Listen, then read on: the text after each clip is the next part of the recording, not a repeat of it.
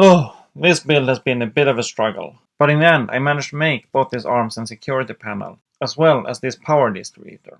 Follow along to see both my troubles and my solutions. This recording has been a bit of a struggle, to say the least. I recorded for a while, and this is how it sounded. I have full documentation, but no working audio. But you know what they say? When life gives you lemons, go cry in a corner. No, let's do something out of this.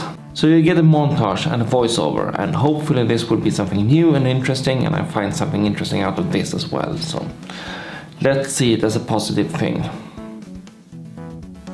Although it's not. As mentioned in the introduction, I made the panel for arming my weapons and switching on and off those kind of things. They have some kind of safety features to make sure that I don't do it by mistake, especially since what I'm trying to make here is a form of spaceship truck rather than some kind of combat spaceship. The panel is actively connected to the game, so when I switch it on, it works as a joystick and switches things.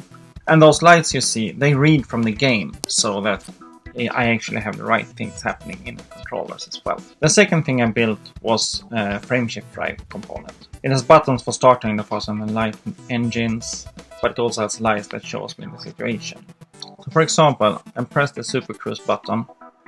The middle button shows that the engine starts and is now on, as well as the charge button lighting up and showing that the engine is occupied by starting. As soon as the engine starts, the charge light turns off, and now I am in Super Cruise.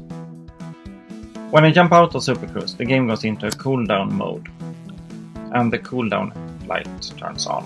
But of all the new controllers, the one I'm the most happy with is this new power distributor. It has buttons to control how much power goes to each subsystem in the spaceship. But more importantly, it has lights that shows me to what level these are.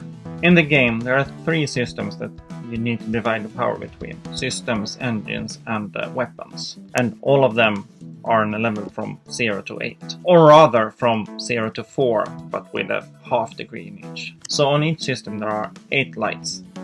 And the more power there is in the system, the more lights light up. And that's a lot of lights. 24 lights just for that, and then some extra lights for other buttons as well. And most arenas don't have that many ports.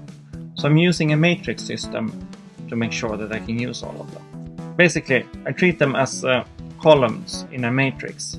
And there are 6 columns, so 2 columns for each of the system. And in each of those, there are 4 rows. So 4 by 6 is 24 in total.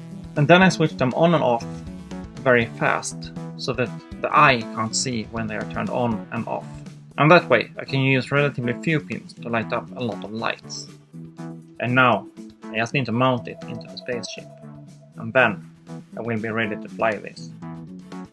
If you like this video, do yourself a favor and like this video. That way YouTube knows to show you more similar things, from me as well as from others.